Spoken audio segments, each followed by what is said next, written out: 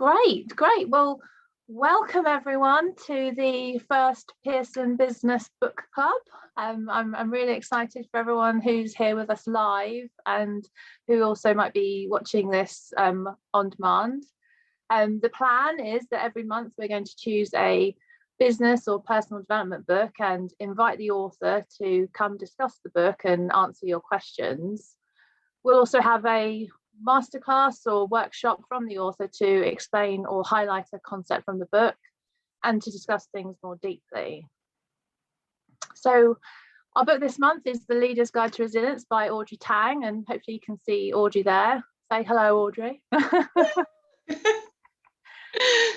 We've got a 50% promo code through pearson.com at the moment if you've yet to buy a copy. And we'll also have a Q&A session at the end. So please use the question and answer function here on Zoom if you want to ask a question. Just see if we've got any questions yet. No? So Audrey is the author of 3 Pearson books. We've known each other for a few years now, haven't we, Audrey? We have, but we've not met in person yet, which is really, it's weird, but that's life, isn't it? That's how we've become now. Yeah, gosh, it is a fact of life. And just to give a bit about your background, you're a chartered psychologist, an award-winning author, with a focus on practical self-improvement. You've also got a podcast, a radio show, and you're resident psychologist on Channel 4's Don't Diet, Lose Weight. And I must plug this. We also found out this week that the book we're talking about today, The Leader's Guide to Resilience, was runner-up in the leadership category at the Business Book Awards this year. It was highly commended. So hopefully, if you haven't got a copy yet and you're yet to be convinced, this might be the thing. So we're really pleased about that. So congratulations, Audrey. So yeah, should we kick off? We'll start these things with a few questions, sort of the dialogue between us, and then sort of move quickly to the sort of workshop part so people can get what they've come for. But so Audrey, tell me why did you want to write the book? Well, I've always loved writing. I think that was the thing I've always wanted to do. I'm a teacher by trade. That's how I qualified. And I had the opportunity to do a PhD. Following that, I honed my writing skills and then really got into, because my PhD was on the business side of psychology, where people such as frontline personnel experience a lot of burnout. And the question was, is it because of the job itself, or is it because of the other factors surrounding that job? And it turns out it's the other factors surrounding the job. And I felt I had a lot to impart. And thanks to yourself taking a chance on me about 6 or 7 years ago, that's when I produced Be a Great Manager Now, followed by The Leader's Guide to Mindfulness, and now The Leader's Guide to Resilience. And I wanted to write this one in particular because I'm fascinated with how people respond to adversity and the differences in response.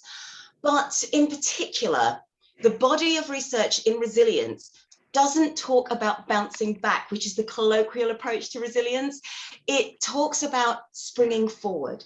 It talks about adversity creating the conditions to thrive. And that really sits with my positive psychology approach, where I don't do the coaching or the counseling which moves you from not okay to okay. There are people far better than I to do that. But I look at how to move you from okay to flourishing. And resilience really sits well in that. Yes, you have to survive, but once you've survived, then you can grow.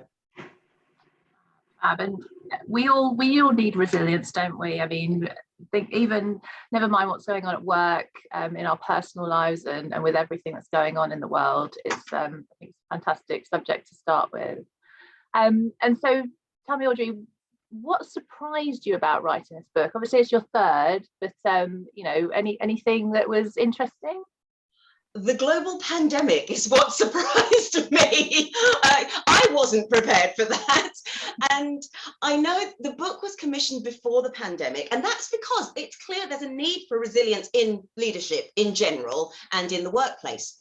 However, when we all were thrown into lockdown and we were experiencing firsthand, business were experiencing firsthand, and I was watching all of this happen, then I could actually look at what I was writing and be able to understand what it's like to live it, and be able to tweak some of the tools and some of what was going to go into the book based on what people really needed. And that's what I love about the Leader's Guide to Resilience. It was very much of the moment when I was writing, and as you'll know, because we had that discussion, the chapters that went into the original proposal changed as we came out of the global pandemic. Or we're not out of it yet, but as we navigated it, and that turned into the book as it stands now. And I think I'm more proud of it now because it's much more meaningful. It's much more relevant, and it's much more active rather than almost too theoretical. I've seen it happen. Yeah, absolutely. And as awful as the pandemic has been, it was a real testing space for those skills. And yeah, we all sort of appreciate them more now, I'm sure. Hugely. And we also, I think, began to see what worked. And so I added a chapter about ethics into the book and about sustainability, because those things were important. But actually, as we had this opportunity to redraw our landscape, those things were able to be embedded into how we were going to structure the new business or the new way of working. And I think we had an opportunity with the pandemic as well. And hopefully I was able to explore that opportunity in the book. Yeah, definitely. And so how do you want readers to feel about reading your book? You know, how do you want to sort of the feeling that they're left with afterwards? Well, hopefully not like my husband, who always says to me, "You're using your teacher voice again, aren't you?"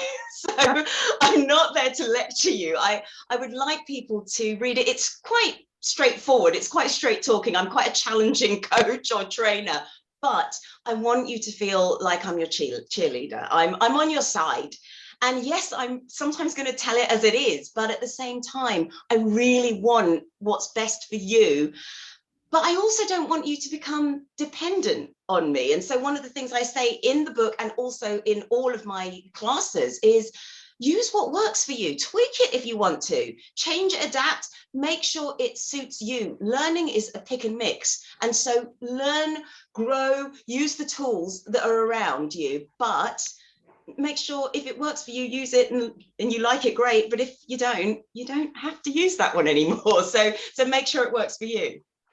I like that. Yeah, it would be just off-putting if you said just persist with everything and until it happens. But yeah, tailor it to you and sort of make it your own. I like that. Great. So I'm going to hand over to you now, Audrey, so you can lead us through this stress-busting workout. So take it away. Thank you. Well, thank you, first of all, for joining me and joining us at this book club. And I'm really excited about this. I'm going to ask you all a question, which every day turns probably all, or at least 99% of you, into liars. Are you ready? How are you? I'm fine. I'm fine. Everything is going on around me and it's taking all of my ability to stay afloat, but I'm fine. I've just been given highly commended and I'm feeling on top of the world, but I'm fine. We use fine as a nicety. But the problem is we get so used to using the phrase I'm fine, we begin to believe it ourselves. And then we begin to dismiss all of those other feelings, which are actually giving us indications that something is amazing or something really isn't right. And the very basis of stress busting is learning to listen to some of those emotions, learning to listen to some of those feelings. The worrying or scary thing about learning to listen to those feelings is the fear that it's going to become overwhelming. And this is one of the biggest issues that we have in mental well-being. So often people come for help at the point of crisis. And at that point, sometimes the help that you need is far greater than actually even a therapist can give to you at that moment. But what I'm here to say is, if you build up little and often and keep working at your mental and emotional fitness, exactly as you would physical fitness, you will improve little by little your mental and emotional well-being. And if you're able to do that, what you can then do is not only manage a little bit more of life's roller coaster without feeling overly overwhelmed, but also you can find that headspace to take effective action. If you've ever tried taking action under stress, chances are it won't work quite as well as you would have liked. And the other problem is, neither do we. So let's have a think about us, using a sponge as a metaphor. Let's imagine you are this sponge, okay? And throughout your day, you are having to mop up other people's psychodramas and some of your own as well. So you're mopping and you're mopping and you're mopping. And that's fine, except it doesn't stop because we normalize it. How are you? I'm fine. I'm fine. I can take more. Yeah, I'm absolutely fine. You want me to work late? I'm fine. You want me to redo your work in time for the meetings? I'm fine. You want me to babysit as well? I'm absolutely fine. What's happening now? Well, this sponge, as you can see, is ceasing to function as a sponge. If you continually ignore low-level stress and allow it to build up, and you continue to try and contain the anxieties of other people, you cease to function as a sponge. And so what stress busting does is it gives you a little bit of a metaphorical squeeze. It gives you a little bit of a hug, some self-care. And that's what I want to cover today. There are 3 parts to stress busting. The first part is to minimize the effects of stress in the moment.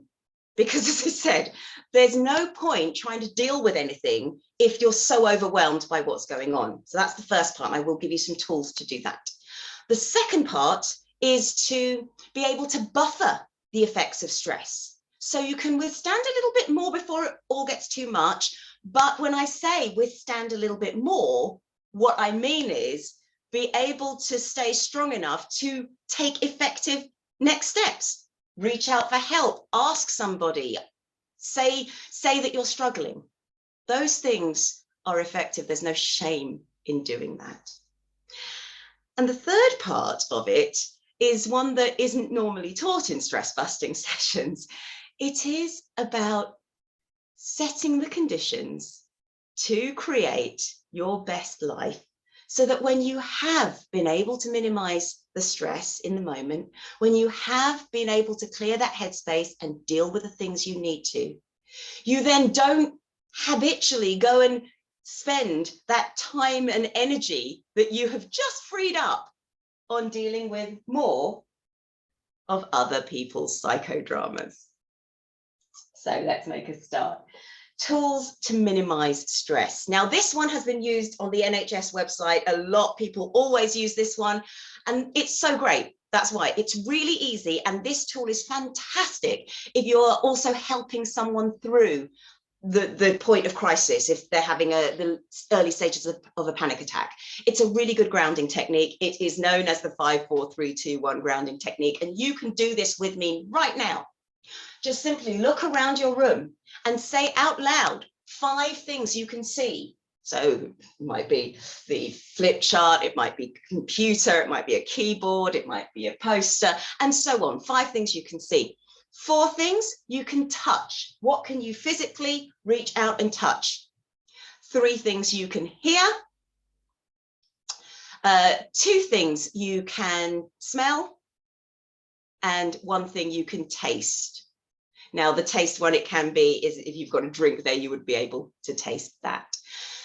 It doesn't really matter which order you use the senses, but the reason why we use them is because by actively saying what we can see, hear, smell, touch, or taste, we are getting ourselves out of our head and back into the real world. And of course, the real world, the present moment, is the only time we can really do anything about our issues. But the psychological secret of that as well is that when we are in that spiral of negative automatic thinking, telling yourself calm down almost makes it worse, because then you start thinking, I can't calm down and this is awful, and then I feel guilty about not calming down, and that just doesn't work. Or you just get more angry with somebody who tells you to calm down. But this gets you out of your head immediately, and it gets you focused and more aware and grounded in the present. So that's the 5, 4, 3, 2, 1 grounding technique. Now there's another technique which comes from dialectic behavior therapy. And this is the TIP technique, and I really like this one. And this is a great one to use at that moment when you realize, hang on a minute, things are getting a little bit too much.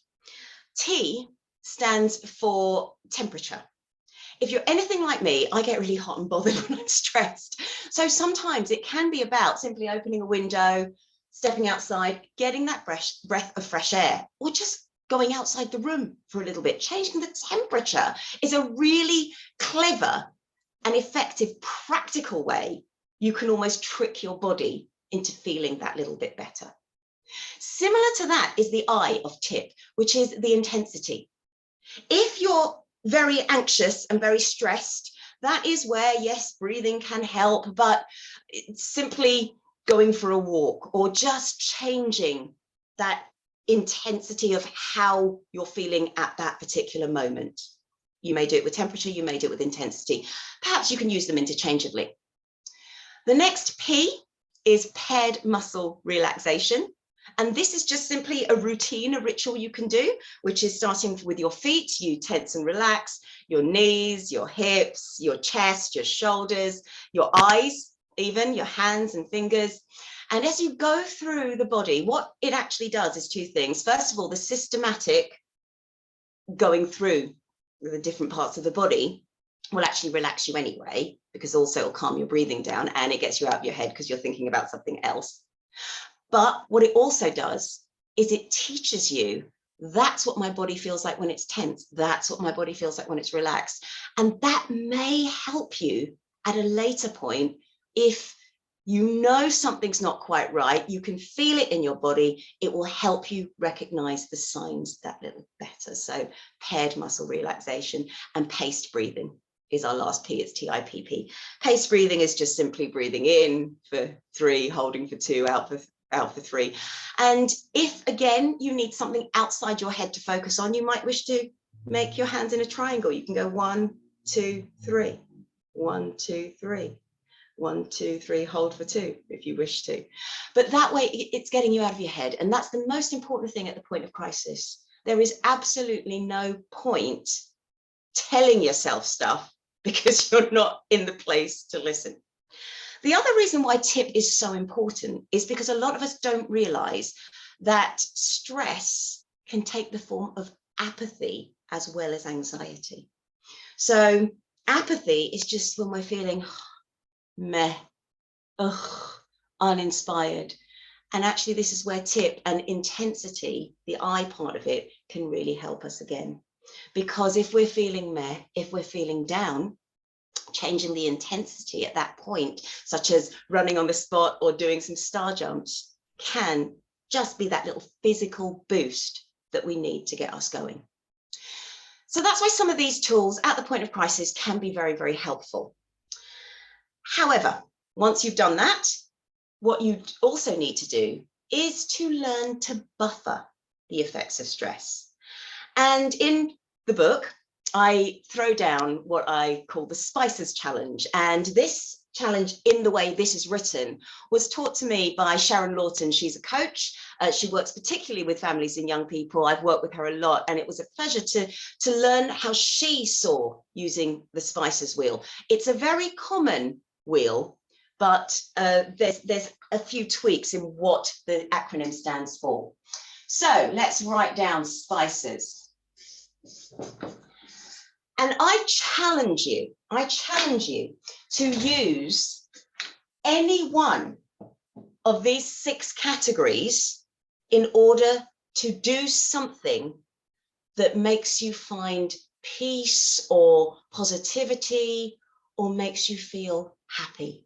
The more positive experiences we build up, and this is according to Martin Seligman, who founded positive psychology, the better we can withstand the roller coaster of life. And not only that, but with some of these experiences, research has even shown that at the point of crisis, the levels of cortisol we produce actually lower. There's a third thing I want to add, though. Personally, a lot of people think when I talk about self-care, it's reactive, that I'm stressed, so I need to go out and book my spa day. Not at all. Self-care can be proactive. It can be about creating the life you don't need to take relaxation measures from. And I'll talk a little bit more about that when I talk about ideal and best lives, but let's go through this Spices challenge. And the reason I say it's a challenge is because a lot of us will sit there and know what we like to do for self-care. We've got some go-tos. I'm just suggesting there may be some different ones. So let's start with the first S, and the first S is spiritual. Now, you may already meditate, you may already do yoga, you may already pray. All of those things are absolutely wonderful. You may wish to consider affirmations. You may wish to consider just simply walking barefoot in nature. You may wish to consider wild swimming. There are many ways you can reconnect with the universe, with the earth, with yourself. Any one of those can fit really nicely into spiritual self-care. Another thing which is very handy might be to have an anchoring object, a grounding object. I actually use my wedding ring a lot and I wear it all the time. And I know when I hold it, it gives me a sense of calm. And the way I kind of stack that feeling of calm onto what is effectively an inanimate object is by holding it when I'm reciting some of the affirmations, some of the positive affirmations. So that can be a way that you can almost shortcut having to do the affirmations and hold the grounding object, and it calms you. So any one of those can fall under spiritual. Some of you, if you were anything like me, I probably shouldn't admit this because I know Eloise is sitting right there. And it was when I wrote The Leader's Guide to Mindfulness. My grandfather was a Buddhist teacher. He practiced mindfulness, he practiced meditation, he did all of those things. And I know how important meditation is. But even at that time of writing, I wasn't a meditator. I knew how they worked. I knew how they were supposed to be. And I recorded a number of meditations which are really effective. And I know that now because now I have come to liking meditations, and I have come to, it's narcissistic, isn't it, using my own meditations as well. So they really do work. But at the time of writing, I wasn't really a convert to meditation. I was sitting there thinking, is this right? My mind is distracted. So when it comes to meditation, what got me into it? Guided meditations. And that's actually why I recorded guided meditations as well, is because I knew guiding at least gives you a chance of finding something to latch onto and follow that isn't necessarily sit there and let your mind go blank, which people really struggle with, and we start second guessing ourselves. So meditations do work, but try guided meditations. You'll find loads on YouTube. If you don't use the ones in my book, they are all on my website as well. So just a little hint there for guided meditations and getting into meditations. Okay, P, physical. This one, people again think, oh, I don't like running, I don't like swimming, it doesn't need to be formal. Physical self-care can be as simple as doing a few star jumps or putting on some great music and dancing around your room. Anything that just gets you moving a little bit. It can even be sex, just safely and healthily. Now, this one. I love this one, and I really didn't realize how important this one was to me. Intellectual self-care. Reading, doing a cause, attending events like this, building up what I like to call a mastermind network. I've borrowed that term from Napoleon Hill. And the mastermind network is like-minded individuals, people who think like you, that you can connect with, that support you, that understand where you're coming from. Because sadly, our friendship groups don't always provide that. Our family groups don't always provide that. So having this sort of opportunity, and it's not only about talking about well-being or the business development or the personal and professional development that you can get from the books and from the authors, but if you simply want to write a book or want to write a second or third or fourth book, this is the network to be talking to. So intellectual pursuits, really important, and an extra special one. If you are a teacher yourself, so I teach, but I also choreograph. So I used to do a lot of theatre productions and I choreographed. One of the things that gives me the most pleasure is actually attending a dance class that somebody else has to prepare. It challenges my mind, it challenges my body, but I don't have to think about it. I just go there and enjoy the other aspects of that particular task, which is the performance aspects. So it is challenging, but I don't have to put the work in for it. Creativity. Again, yes, journals, yes, songs, poetry, writing music, great. But get creative in what you wear. Get creative with a window box. Get creative with how you dress your walls. Get creative with your screensaver. There are so many easy and different ways we can express ourselves. And creativity is about expressing who we are. And if maybe we look at our eclectic lives and think, well, actually, that no longer serves me, that's no longer related to what I do, maybe it's time for a bit of a creative overhaul. All of those will help you feel a little bit more authentically you. The more we feel authentically us, somehow the less likely we are to go and chase after distractions to try and feel a sense of worth. E, emotional. We all know what that is. That's speaking to the one person who really understands us.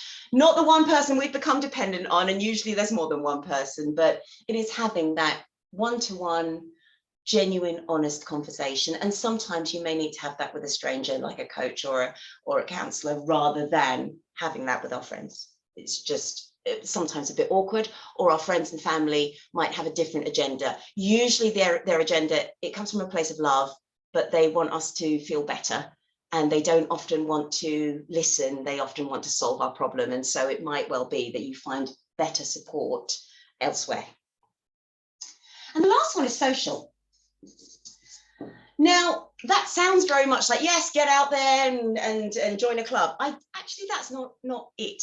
That's not the end of it. That's part of it, because of course you hear GPs now doing social prescribing. But social is a lot more about finding a purpose. Social well-being might be doing something for a cause that's close to your heart, because you get all kinds of other benefits by not only meeting like-minded people, but by actually knowing you are making a difference in the world. All these little collateral benefits, all these little extra benefits, all go to making us feel so much better, and all go to enabling us to navigate better the ups and downs of life's roller coaster. And another thing you can do socially, if, for example, in your workplace, you notice there isn't a green policy or a recycling policy or whatever it might be that you know is missing, that you care passionately about, put something in there, try and instigate something. And that not only gives you perhaps an opportunity to be creative and intellectual, but you're also making a difference. So you are putting meaning into a job which perhaps you've begun to feel a little bit meh about. So I issue you the Spices Challenge. There are 6 letters, and I challenge you to do a different one every single day, just because this gets us away from our go-to, and it might open doors to many other ways we can proactively start looking after ourselves. So we've been minimizing stress at the point of crisis. We are finding ways to actually build up that buffer against the effects of stress. And if you are walking out in nature, if you are stroking a pet, if you are spending time with people who make you laugh and smile, that's when, at the point of crisis, the amount of cortisol you produce, the stress hormone, is also reduced. So it really does have physiological benefits as well. So you've cleared a little bit of headspace. Now you need to start beginning to live your best life. So we've given ourselves that metaphorical squeeze. What next? We need to know what is going to allow us and give us motivation to be our ideal selves. And I know if you have been in any of my book launch or in any of my training sessions, I love this exercise. I do it all the time. And even if you have already done this exercise with me before, it's been a good few months, I want you to do it again, because I will guarantee you priorities will have changed. Now, you may know this as the well-being wheel. You draw a circle. And this actually this change to this wheel was inspired by Eloise, in fact, because I delivered this at a training session for Pearson. And I originally used to say, divide this wheel into 8 even parts. And actually, I don't want to instruct you to do that anymore. I want you to think about, what does your best life look like? So ideal life. And then I want you to decide what goes into that ideal life and how important each segment is. And that was the question that Eloise pointed out. It was, but what if actually my career is more important than my need for a holiday? And I hadn't considered that. And now I'm saying to you, right, if career is big, so career comes here, that's fine. Family, also big. But then you also like traveling, but it's not quite as important. That's fine, make it smaller. Maybe you like seeing your friends, and that's quite big. And maybe exercising, but that's not quite so important. And so on. You choose what makes up your ideal life and in what percentage. Then this is what you do. You look at this, and on a scale of 0 to 10, you say, oh, okay, my career, I'm doing really well. I'm about a 7 or 8. So you draw your line in there. That's great. Family, not spending so much time with them at the moment because I'm working so hard. So maybe that's about a 5. You draw that in there. Travel, well, we all haven't done much of that. So that's 1 or 2. Friends, maybe you're seeing friends a bit more. So that's 4 or 5. Exercise, maybe that's something you're doing really well in. So that's something like an 8 or 9. And so on. And what this does is it gives you a visual representation to tell you whether your life is in balance or not. Because if these things are all the very things that make up your ideal life, and you can see they're skewed to one particular segment, then you know which elements you need to be working on. However, when you start working, it's not about saying, oh yeah, I'm going to move family from 5 to 10.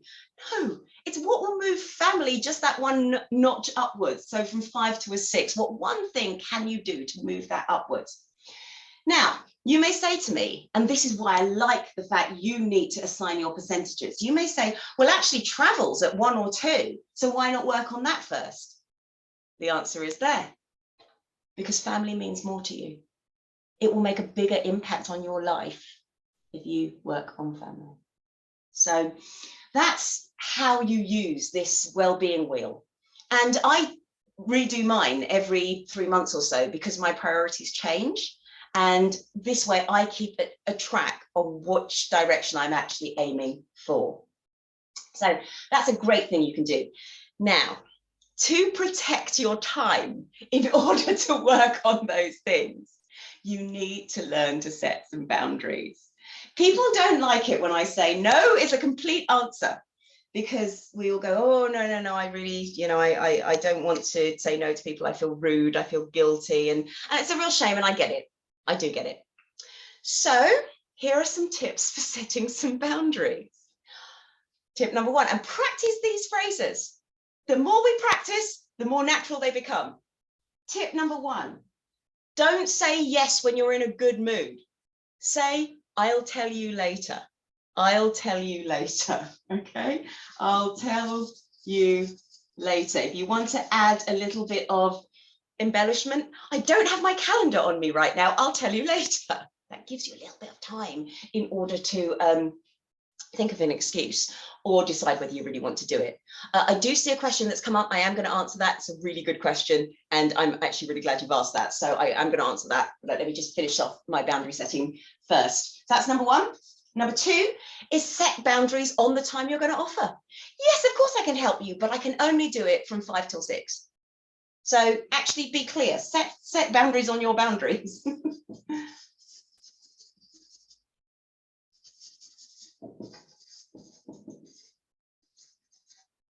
Or I can see you at 2 p.m. and be very strict for 15 minutes at 2 p.m.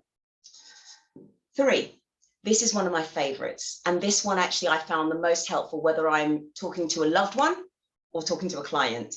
And that is, how best can I help you? And this one is so powerful because this way you don't go straight into problem solving mode. What you do is you elicit more information, and it throws the power back to the other person. So they actually have to think, oh, well, what would benefit me the most? So that means any intervention that comes out of that is actually going to be more helpful than you making assumptions and just jumping straight in. Another nice one is signposting. And that is, I'm so sorry, I can't do it, but I know a person who can. That's a really nice way of helping, but not actually having to do it yourself.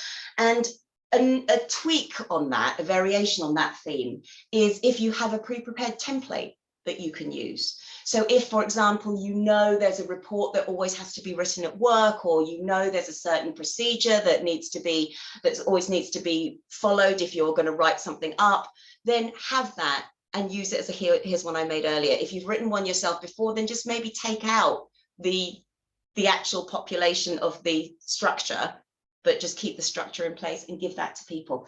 Again, especially 3 and 4 are about empowering other people. Because if you always solve their problem, all you're actually going to teach them is to become more dependent on you. That's not helpful for you. That's not helpful for them either. So again, that's just a really nice tip for anyone in a position of leadership.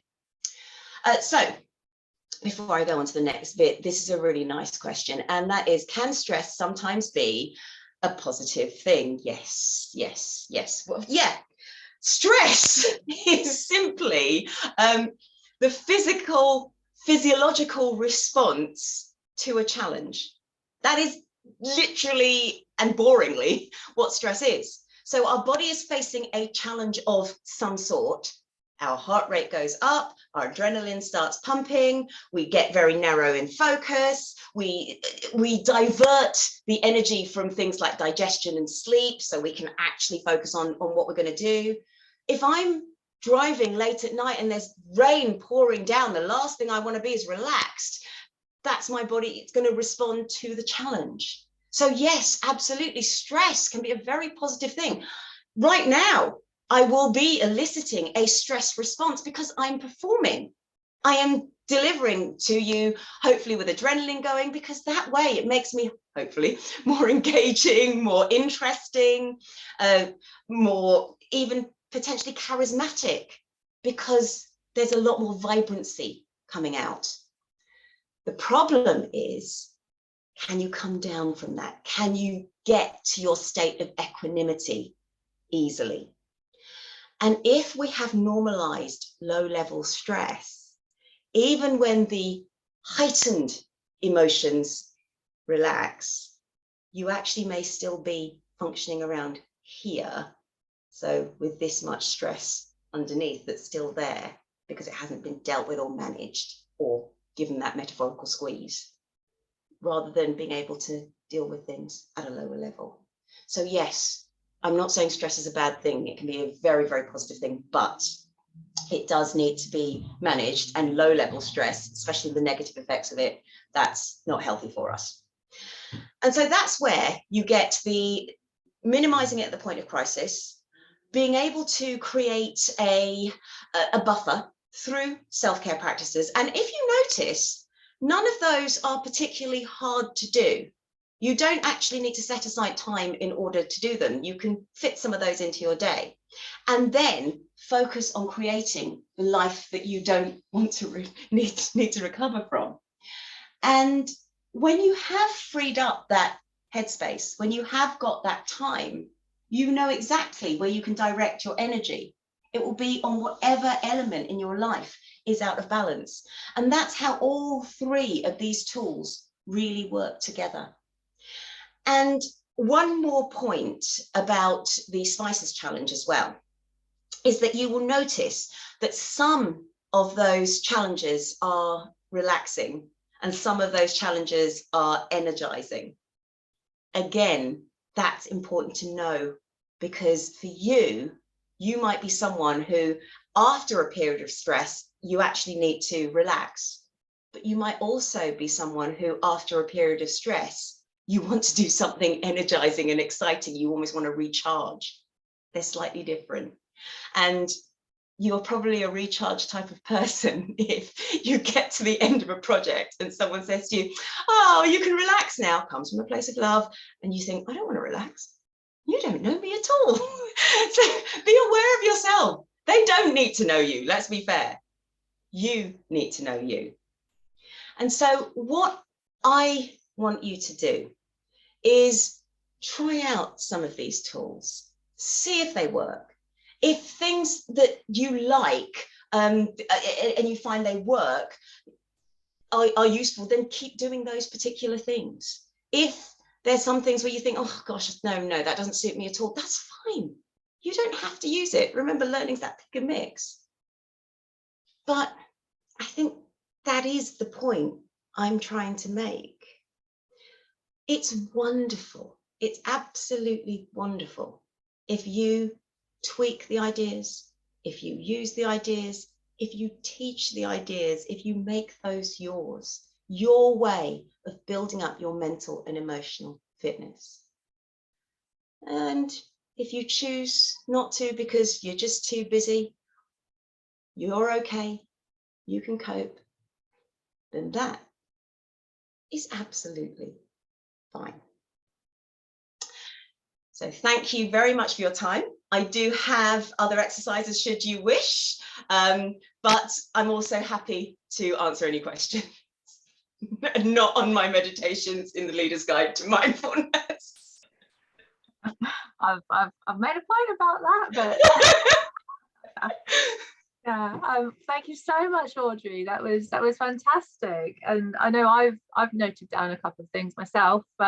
You know, I was reading the book alongside you writing it, but I really liked sort of anchoring yourself in the moment with something physical. And I love this. Don't say yes when you're in a good mood. That's one for me for sure. Oh, that's totally top of my list. It's confusing enthusiasm and excitement with genuine passion and wanting to do it. Yeah. So we've got a bit more time, and if you've got any questions for Audrey, you can use the Q&A function, or you can raise your hand, and we will sort of let you speak if you want to let your voice be heard. And we've got another question from Patsy. Yeah. What is the best way to recognize when you're stressed, particularly when you're not used to it? Oh, Patsy, you know what? I was going to say it in the session and forgot, so I'm so happy you asked that. It's actually about getting more in tune with your body. So things like the paired muscle relaxation will already give you an inkling as to how my body feels at a point of stress, or how it feels when I'm relaxed. And if you are doing that as a regular thing, what you might also find is you go to tense your shoulders and think, oh, ouch, actually, they already are stressed. So being more aware of your body is one thing. Another thing is similar to that, and it's doing the body scan. Now, a lot of people do the body scan. I talked about it in the mindfulness book, to relax you. And that's simply just going through from your head to your toes, or toes to your head, being aware of your feet, your knees, your torso, and so on. But again, by doing the body scan, you can get used to how your body feels. But I like to do the emotional body scan. And the emotional body scan is when you take yourself through a series of prompts, but then feel where you feel those emotions. Now, the series of prompts include, think of a time you feel happy and feel where you feel that. You might feel it in your head or your heart or your stomach. Then think of a time where you felt angry. Again, recognize where you feel it. Then think of a time where you felt at peace, and then sad, and then loved. And you go through these emotions, always end on a positive, and you will notice you are likely to feel them in slightly different places. So I know if I'm feeling confident in myself, it's in my head. A lot of people will say gut, and a lot of people say chest. For me, it's there, and I know it. I can wake up in the morning and go, yes, that's gonna happen today. If I'm unsure, it's in my gut. And the minute I notice that, even if it's something as simple as online shopping, I will leave it in my basket a little bit longer and wait. So that can be another great way to start recognizing stress. And another one, which I know we don't really like, is if somebody tells you, you all right? I ask you, are you all right? Maybe listen to them and maybe question, hang on, what is going on right now? Is there something I have to deal with? There is one more, but I'm very aware of sort of going on. But this one's quite a new one to me. I haven't quite thought it through to teach it in the best way, but I really, really like it. In acceptance and commitment therapy, they do an exercise where you're told to hold a file up in front of your face, because that's like all the emotions and the stress that you're carrying around with you. And what it does, this exercise does, is it teaches you, if you carry on holding it, it distracts you, it stops you engaging with people, you can't concentrate, and so on.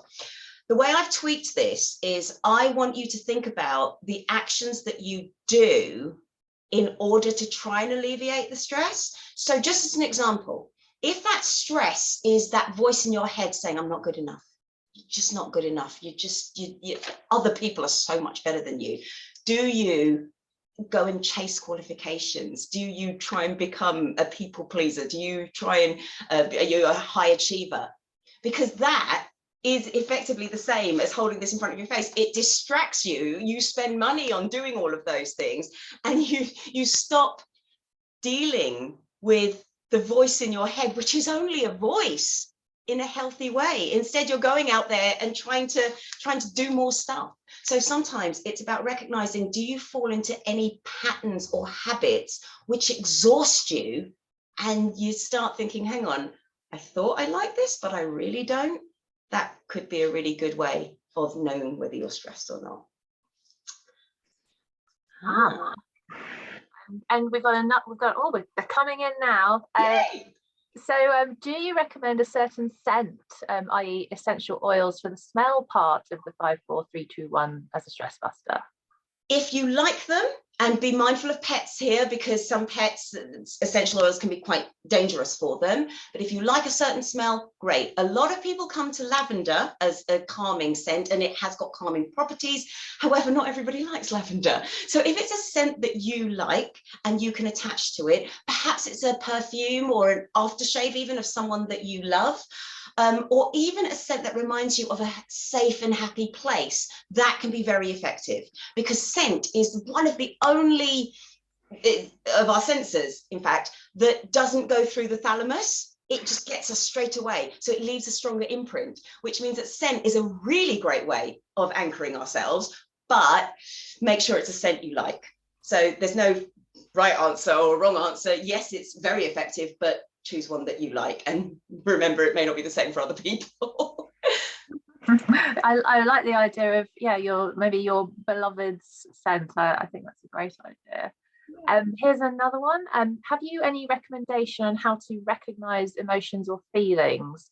having gone through an extended period of stress, I have trouble recognizing my emotions other than anxiety. I think we can all relate to that. Oh my goodness, yes, and this is a beautiful question. I'm going to give you a starting point, and that is if you Google something called the emotion wheel, and what you'll see is it's a wheel, and you'll see the standard emotions: sad, happy, fearful, angry, and so on. But what you'll then see is two emotions coming out of sad, and then that might be, I don't know, loneliness and rejection, and then two coming out of loneliness and two out of rejection, and it gives you more emotions. And what you'll be able to do is you might be able to look at this wheel as a starting point. It's just a starting point, and say, I think I'm feeling sad, and then almost follow the trail to see what it is you're really feeling. And just be aware, the more you get into that trail, the more painful it can actually be, because it's quite easy for us to say I'm sad.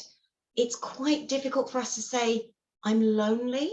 So just be aware of that. But the emotion wheel is a great place to start, and I think that's probably the best way, because that way, if we can cognitively understand or label some of those emotions, we are better able to understand how we're feeling and actually do something about it that's effective. Fab stuff. And then we have a couple that sort of came in before the session. So how do you calm yourself when you're panicking?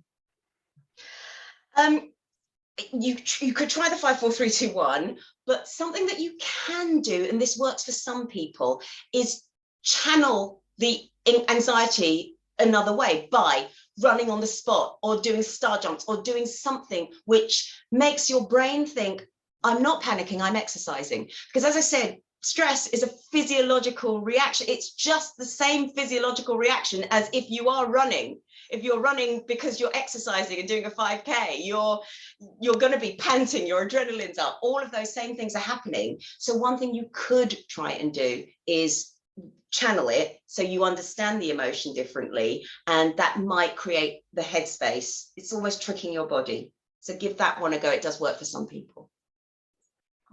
Great. And last one, how do you get to sleep when you're thinking about problems? So anything relaxing?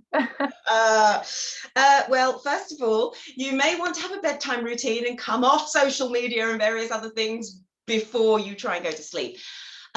But if you are, and I know I'm going to get a kickback on this one, because someone is going to haul me up on this, but bear with me. If you are lying in bed and you are going, I've got a meeting tomorrow, and I've got something, and you are really going over all of those things in your head, and then you're telling yourself, oh, I can't sleep, and there's the clock, and oh, it's awful. Get up. Please do not associate bed with panic, fear, and anxiety. Change the association, because otherwise, next time you go back to that place which should be restful, you're going to generate the same feelings. And that's the problem that a lot of students had when they were working in the room that they were staying in. They were working in their student accommodation. At least make the bed, or the head of the bed, a place for relaxation. Now, the pushback that I get all the time on this is, but sometimes when you're trying to sleep and you're relaxed, isn't it better to stay in bed even if you can't sleep? Yes, but the answer is in what you've just said. If you're relaxed, if you are there going, actually, I just can't sleep, but I'm cozy and I'm warm, fine, stay there, shut your eyes. That micro sleep is probably going to be just as good, at least if it's just for one night, that will be fine. But if you're panicking and you're going over things in your head, that's the danger. That's when I'm saying get up, do something, go somewhere else. Go think about it somewhere else if you need to, but don't associate bed with panic. Great. Well, thank you, Audrey. Thank you so much. So just to sort of finish off, how can people stay up to date with what you're doing? Do you got any sort of social media or other things other than the book to plug? Yes, you can definitely check out what I'm doing on my website, which is www.draudreyt.com. But Every day I release a 1 minute on TikTok, but I also share it to Instagram, which is at Dr. Audrey T, and my YouTube channel, which is Dr. Audrey Tang Tools to Thrive. And that is a 1 minute daily reminder of some topic or of something that we can do just to make our lives that little bit better. So that I'm very active at doing that. And I'm also on Twitter at Dr. Audrey T, so you can follow me on all the socials. Fab. Well, thanks everyone. Thanks to everyone attending, and thanks to anyone watching this on demand. I hope you'll tune into our next session, which is going to be on Thursday, the 23rd of June, with Richard Newton. He's the author of The Management Consultant and The Freelance Consultant. And his masterclass will be on how to set up as a freelancer and sell your skills or services. So it'll be a bit different, but I'm hoping that, even if the idea of starting a business is just a sort of kernel or just a tiny thought at the moment, that it might be interesting for you. So thank you everyone, and have a good rest of your day. Thank you. Thanks so much, Eloise. Cheers.